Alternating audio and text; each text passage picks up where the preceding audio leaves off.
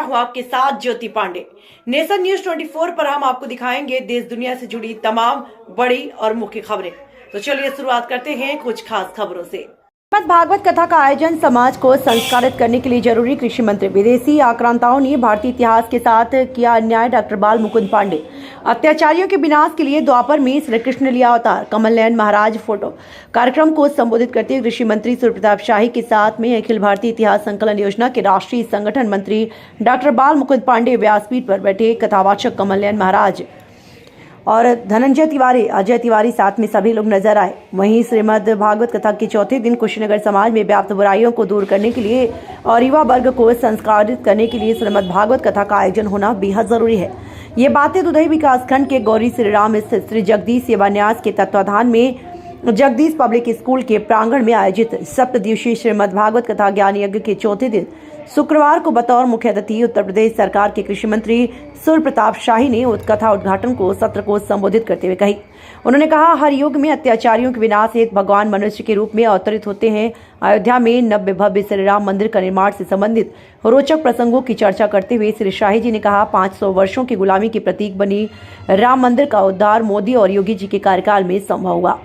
इस दौरान तमाम लोग मौजूद रहे। यजमान सपत्नीक मदन मोहन पांडे, आचार्य उमेश पांडे, अवधेश पांडे, गंगेश्वर पांडे आदि लोग उपस्थित रहे। और परसों मथुरा के भीतर बिहारी जी महाराज की वृंदावन के भीतर कॉरिडोर बनाए जाने के लिए जो विवाद चल रहा था, उस पर कोर्ट ने सहमति प्रदान कर दिया। हाईकोर्ट ने कहा कि नहीं, कॉरिडोर बनाया जाना चाहिए। और कल ही प्रधानमंत्री जी मथुरा में जाकर के आज आपने अखबार में पढ़ा होगा कि अब अयोध्या के बाद मथुरा की ही बारी है। और वो आज हम लोगों के ये जो असंभव जो हमारी पीढ़ियां नहीं देख सकती, वो आज हम अपने आंखों से देखने जा रहे हैं। और काशी का जो भव्य कॉरिडोर है बाबा विश्वनाथ जी का, वह ये सब संभव हो पाया है। ये हमारी इस संस्कृति ने ही, हमारे इस जो हमारे ग्रंथ हैं, जो हमारा वाल्मीकि जी का रामायण है या हमारे गोस्वामी जी का रामायण, सैकड़ों रामायण लिखी गई है। वाल्मीकि जी बहुत विस्तार से उसके बारे में बता सकेंगे।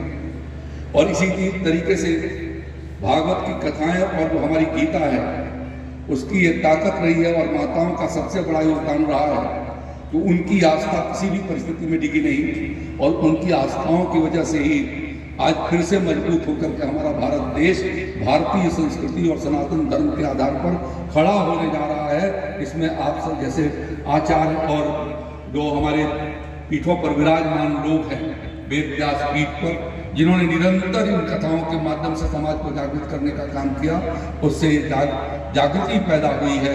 और आप सभी उसके भीतर जीवंत हैं। मैं ज़्यादा कुछ समय न लेते हुए, क्योंकि कहाँ पर प्रहलाद जी को भगवान शिव का साक्षात स्वरूप का दर्शन हो रहा था और बीच में मैं आकर के व्यवधान डाल रहा हूँ, मैं उसे क्षमा चाहते हुए मैं अपनी बात को समाप्त करता हूँ और ईश्वर से प्रार्थना करता हूँ, अपने जो हमारे सर्वशक्तिमान परमेश्वर भगवान हैं, कि हम सबका कल्याण करें, हम सबको सद्बुद्धि दें और अच्छे से सब लोग खुशहाल और सुखी जीवन के साथ साथ सेवा के भाव से काम करें। यही प्रार्थना करते हुए मैं अपनी बात को समाप्त करता हूँ। बहुत बहुत धन्यवाद।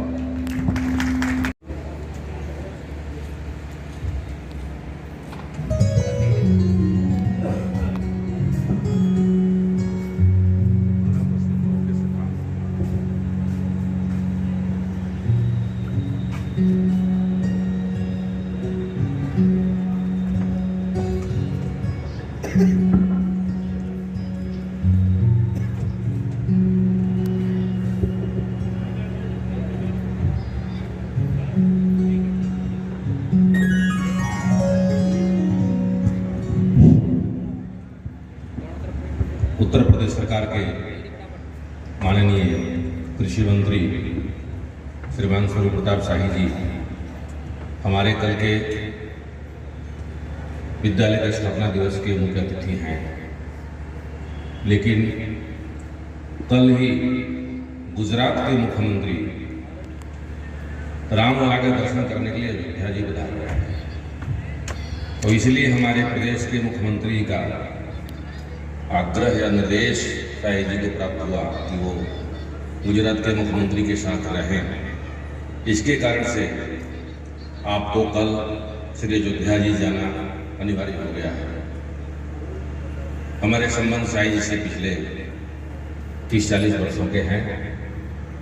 एक ऐसे मंत्री हैं ये जो कमल के पत्र के समान हैं। राजनीति में रह करके भी राजनीति के किसी दोस्त से इनका कोई वास्ता नहीं रहा है। आबकारी मंत्री भी रहे हैं, गृह मंत्री भी रहे हैं, स्वास्थ्य मंत्री रहे हैं, सिंचाई मंत्री रहे हैं, लेकिन पारिवारिक और माता पिता के संस्कारों का प्रभाव आपके ऊपर इतना है कि आपसे मिल करके, आपको देख करके जो राजनीतिक का एक खराब भ्रम समाज में पैदा हुआ है वो दूर हो जाता है। ऐसे शाही जी हमारे मुख्य अतिथि थे और आज हैं। हमारे दुर्भाग्य से कल आप प्राप्त नहीं होंगे।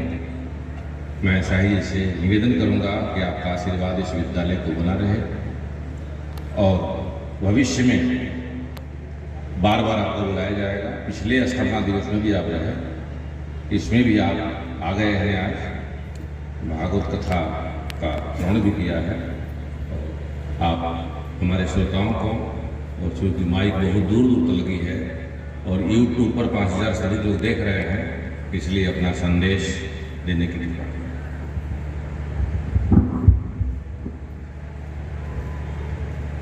आचार्य पीठ पर विराजमान